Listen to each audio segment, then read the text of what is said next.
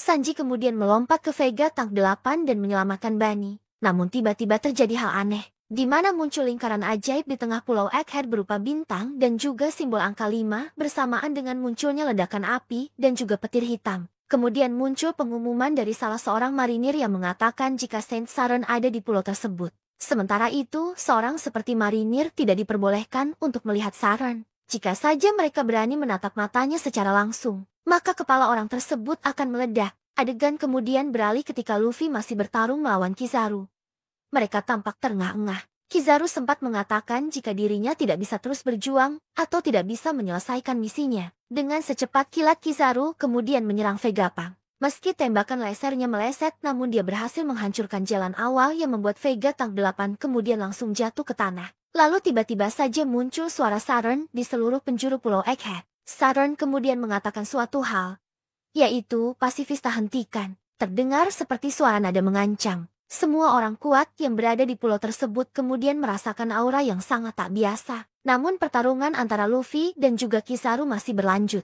Luffy menyusul Kizaru. Kemudian Luffy memukul Kizaru dengan serangan barunya yakni Gomu Gomu no Stargan. Sehingga pukulan Luffy tersebut berhasil melukai wajah Kizaru yang kemudian menimbulkan efek banyak bintang. Kizaru menyadari jika hal ini akan sangat buruk. Lalu mereka berdua kemudian sama-sama jatuh ke tanah. Saren menatap Luffy ketika dia sedang terjatuh dan menyebutkan kata-kata bahwa Nika seperti tengah menyadari sesuatu. Lalu Saren kemudian berhadapan dengan Bonnie, Sanji, Vegapunk dan juga Franky. Nampak di sana Bonnie kemudian berhasil menusuk dada Saren dengan menggunakan pedang miliknya. Terlihat wakil Aksamana bersiap untuk membantu Saren. Namun Saren kemudian memerintahkan kepada mereka untuk mundur. Dia mengatakan jika sebenarnya dengan sangat mudah bisa menghindari serangan pedang Bonnie barusan. Kemudian dia mencabut pedang tersebut, lalu secara ajaib darah di tubuhnya kemudian menghilang. Saren kemudian mengeluarkan aura dari matanya untuk berhadapan dengan Bonnie dan juga Sanji. Namun anehnya kepala mereka berdua tidak meledak,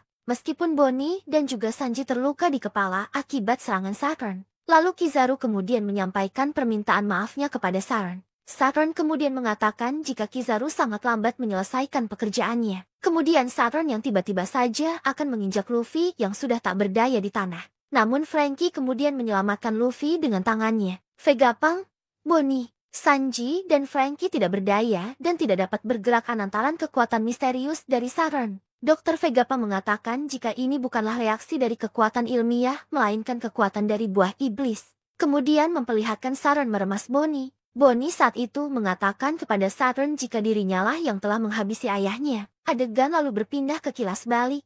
Saat Kuma memberitahu Bonnie ketika dirinya masih muda dulu mengenai nikah. Saat itu Kuma mengatakan kepada Bonnie jika dia ingin menjadi seorang pahlawan sehingga dapat memerdekakan orang lain layaknya nikah. Kembali ke masa sekarang di mana Saren mengatakan kepada Bonnie jika ayahnya merupakan orang dari ras Bakennya, yang mana mereka merupakan orang-orang yang pernah melakukan kejahatan di masa lalu. Adegan kemudian berpindah lagi ke masa lalu yakni tepatnya pada 47 tahun silam, menceritakan mengenai kisah Kuma yang berasal dari keluarga yang normal. Dia memiliki seorang ibu yang hanya manusia biasa sedangkan sang ayah merupakan seorang Bakennya. Suatu hari informasi mengenai identitas Kuma bocor sehingga seluruh keluarga Kuma kemudian ditangkap lalu dijadikan sebak sebagai budak di Marijoa. Suatu hari ayah Kuma mengatakan sebuah cerita yang berkaitan dengan legenda nikah. Kala itu ayah Kuma mengatakan jika legenda tersebut telah turun-temurun diceritakan di kalangan ras Bakennya. Ayah Kuma kemudian membunyikan suara genderang pembebasan lalu saat itu Kuma yang masih kecil ikut menari bersama dengan lantunan genderang tersebut.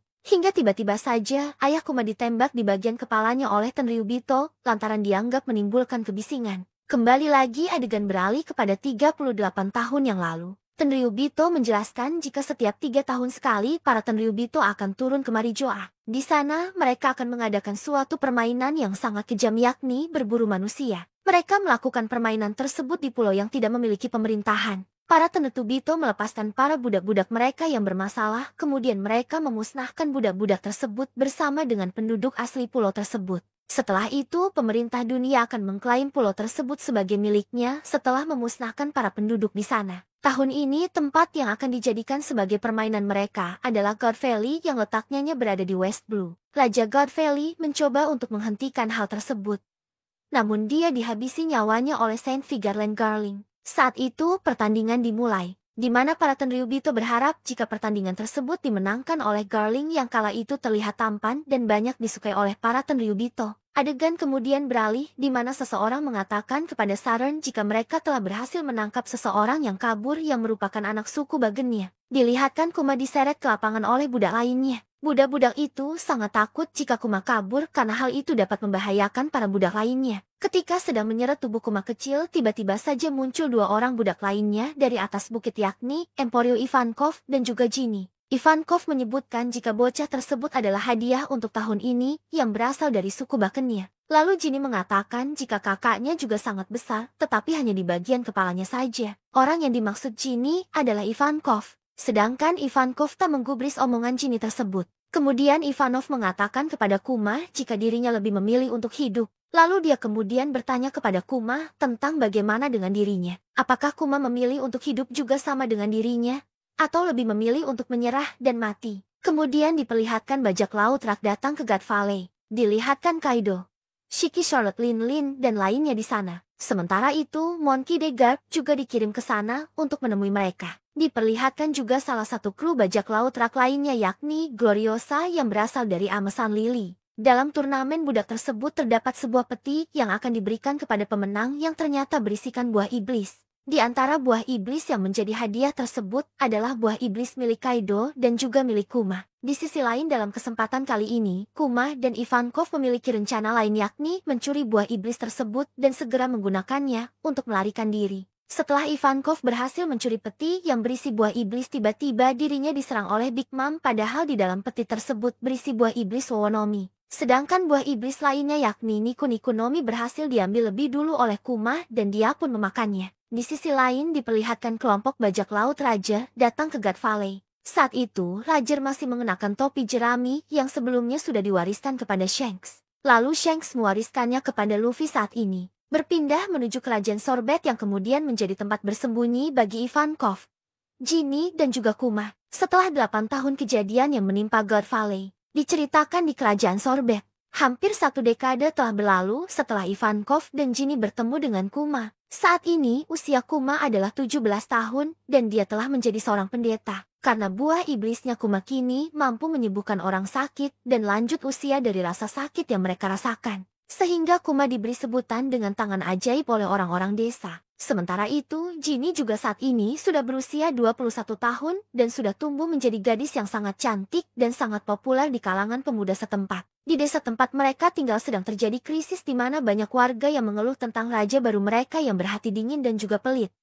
Dia sering memaksa orang lemah dan sakit untuk membayar upeti kepada dirinya. Di sisi lain dilihatkan bagaimana upaya Kuma untuk menyembuhkan orang lain, yaitu dengan mengorbankan dirinya sendiri. Ginny yang melihat hal itu ternyata sedih dan sakit hati karena Kuma jadi pelampiasan rasa sakit orang-orang yang telah dia sembuhkan. Dan ketika Kuma berusia 22 tahun, Ginny secara belak-belakan melamar Kuma.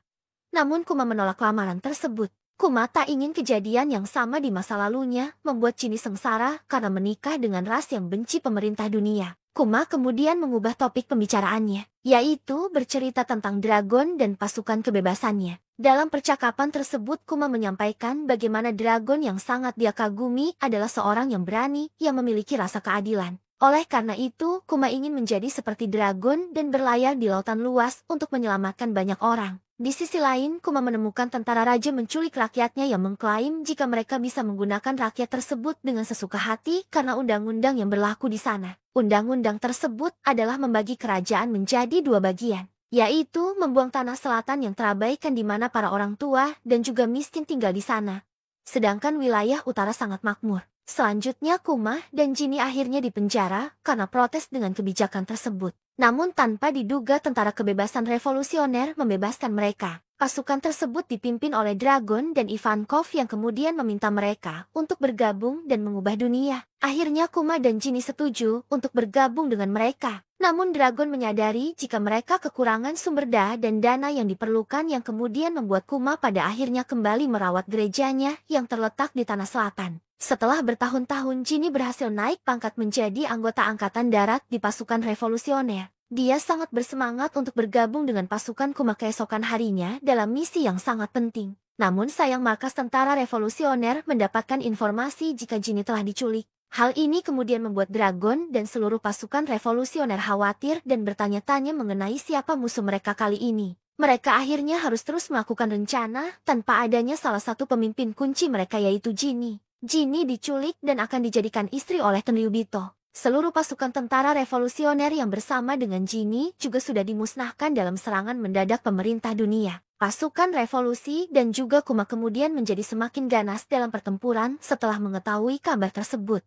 Tentara revolusioner menjemput orang-orang dari kerajaan Gua, dan Kuma juga berteleportasi ke pulau lain untuk membantu para pemberontak. Kuma berhasil mengakhiri pertempuran di pulau itu sendirian. Sedangkan Bonnie adalah anak yang lahir dari Ginny dan Tenryubito. 2 tahun kemudian, Ginny terjangkit suatu penyakit yang sangat mematikan yang membuat seluruh tubuhnya akan menjadi biru dan kulit mereka akan menjadi keras seperti batu jika terkena sinar matahari. Ini adalah jenis penyakit yang sangat langka dan sangat mematikan yang lebih parah dari penyakit Amberle Syndrome yang pernah menimpa lo dulu. Karena penyakit tersebut, Ginny akhirnya dilepaskan oleh Tenryubito. Dia lalu kembali ke kerajaan Sorbet dan meninggalkan Bani bersama dengan para tetua yang ada di pulau tersebut. Sebelum sempat bertemu dengan yang lainnya, Ginny kemudian meninggal. Kuma yang menemukan Ginny sudah tak bernyawa, kemudian membaringkan Ginny untuk beristirahat. Setelah itu, Kuma memutuskan untuk merawat dan membesarkan Bonnie dengan bantuan dari para tetua. Tak disangka Bonnie ternyata mengedah penyakit Savior Scale juga yang kemudian membuat Kuma fokus merawat Bonnie dan keluar dari tentara revolusioner.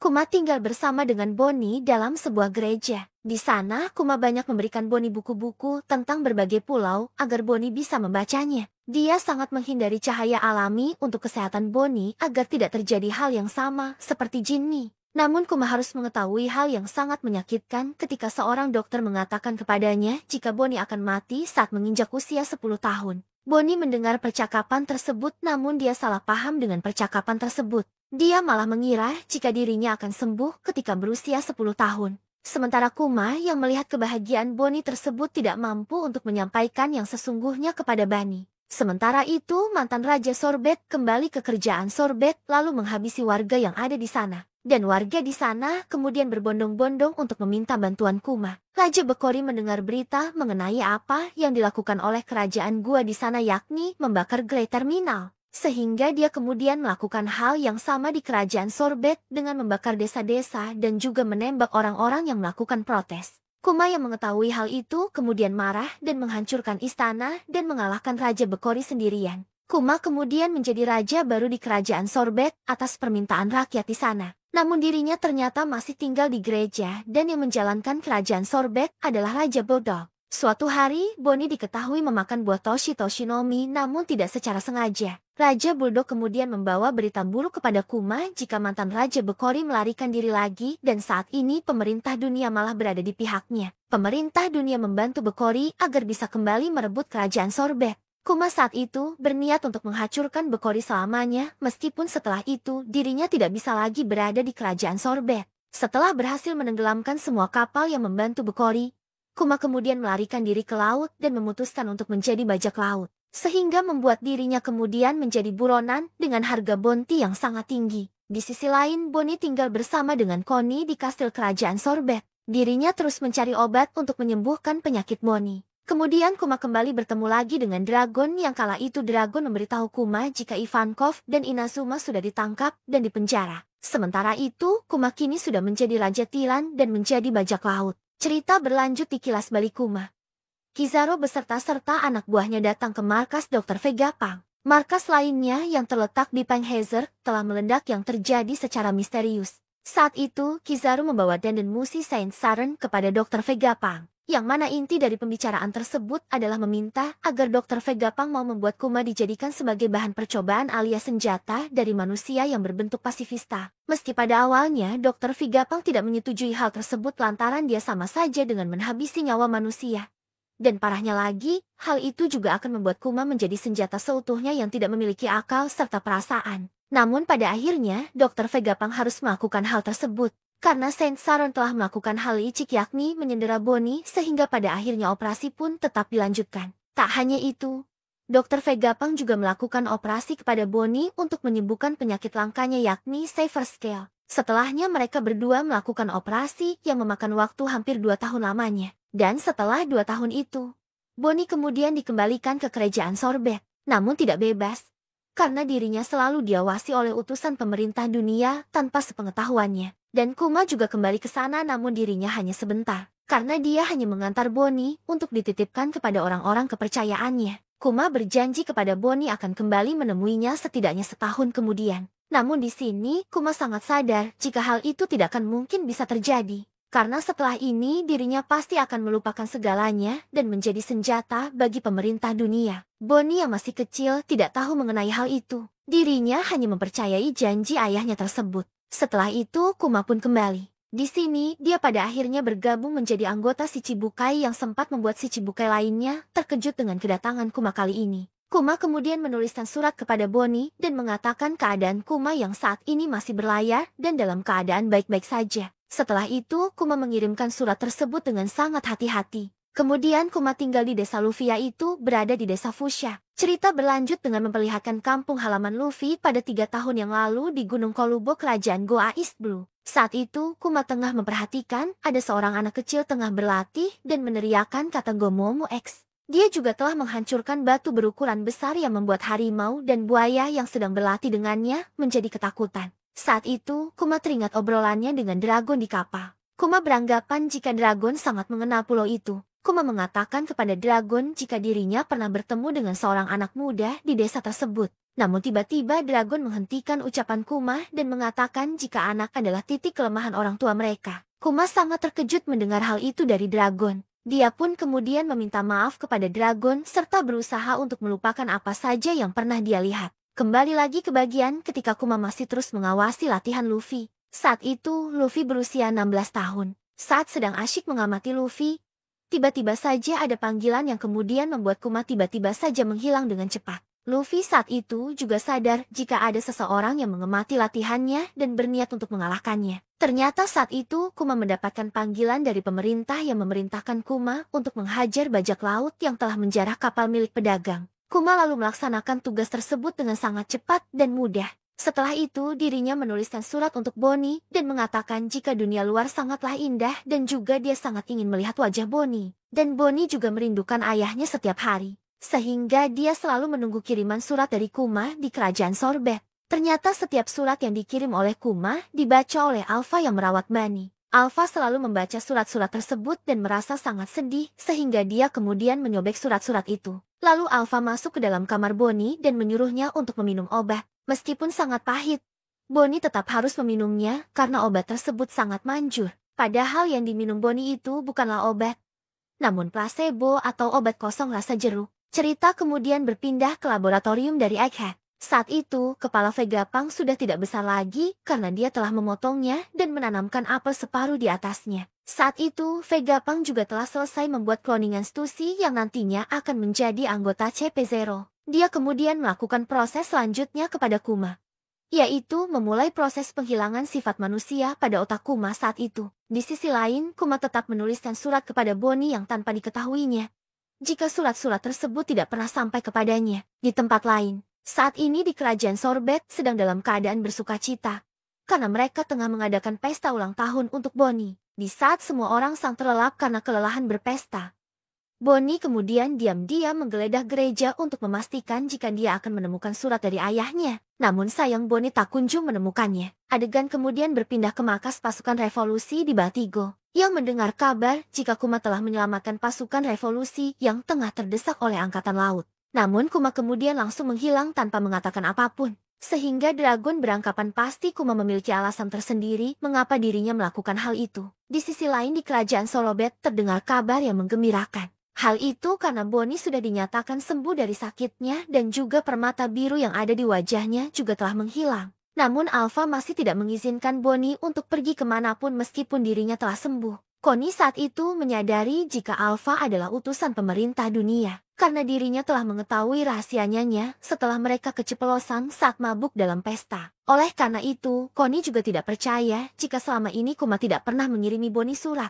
Sehingga Connie berinisiatif agar Bonnie bisa kabur. Connie kemudian menyuruh Bonnie pergi ke dermaga dan berlayar bersama Gyogyo, Toh, Potato dan lainnya untuk mencari keberadaan Kuma. Akhirnya Bonnie bisa melarikan diri atas bantuan Connie dan juga Gyogyo. Alpha yang mengetahui hal itu sangat marah dan pergi ke dermaga untuk mencari keberadaan Bonnie. Alpha kemudian melompat untuk bisa sampai ke kapal Bonnie. Namun hal itu bisa diatasi oleh Bonnie yang memukul Alpha dengan tangan besarnya yang mirip dengan mode Gigandi milik Luffy. Akhirnya Bonnie bisa selamat dari belenggu Alpha dan juga pemerintah dunia. Setelah itu, berita mengenai kaburnya Bonnie sampai kepada pemerintah dunia, yang kemudian membuat kapal Bonnie Jetty terkenal dan menjadi bajak laut yang sangat dicari. Cerita berlanjut dengan diperlihatkan peristiwa di Tyler Bark, Sabaody dan Submit World dari sudut pandang Kuma. Saat itu, Kuma juga pernah mengatakan kepada Dr. Vegapunk jika Luffy adalah orang yang akan menjadi penyelamat dunia dan dia sangat meyakini hal itu. Semula Dr. Vegapunk tidak setuju untuk menghapuskan kepribadian dan ingatan Kuma secara menyeluruh.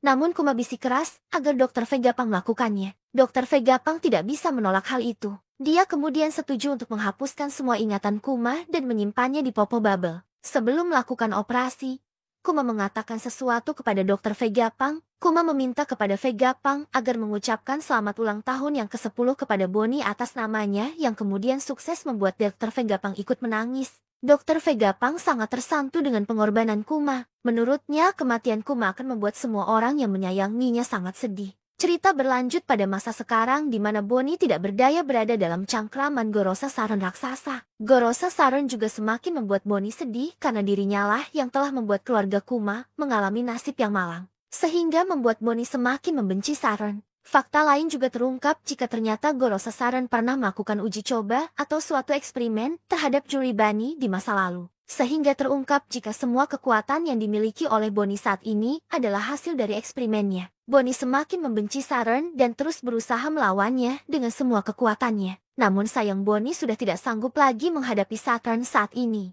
Di tengah-tengah kebimbangan Bonnie, tiba-tiba semua menjadi kacau setelah sosok Kuma datang di tengah-tengah pertempuran itu. Saron yang melihat hal itu juga sangat terkejut.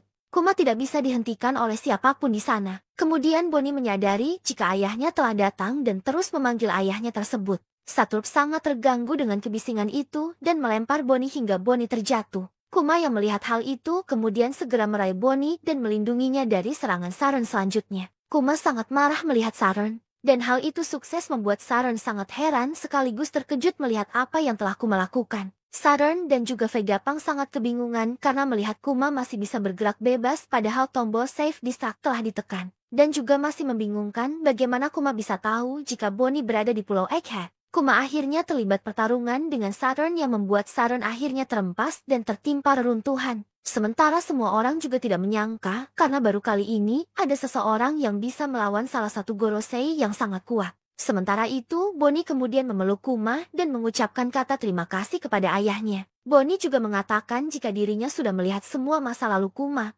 serta sudah mengetahui bagaimana wajah cantik ibunya. Saturn kemudian bangkit dan hendak menyerang Kuma dan Bonnie, namun dihentikan oleh Sanji. Kizaru yang melihat hal itu kemudian merasa takjub dan heran dengan semua perkembangan topi jerami yang semakin kuat. Sementara itu, dia juga kemudian bangkit dan hendak membantu Saron karena dirinya menyadari jika kini situasi semakin sulit apalagi setelah datangnya Kuma. Saron kemudian sangat marah. Dia kemudian mengatakan jika pulau itu telah mengancam seluruh dunia dan harus segera dihancurkan beserta semua isinya. Saron juga memerintahkan semua armada perang untuk segera membidik dan menghancurkan semua jeti abu atas nama keadilan. Diperlihatkan Saron dengan wajah menakutkan. Saron yang sangat marah dan sangat mengutuk mereka yang telah menjadi pengkhianat, yaitu Kuma dan juga seorang bajak laut yang bisa membangkitkan kekuatan kuno dewa yaitu Luffy.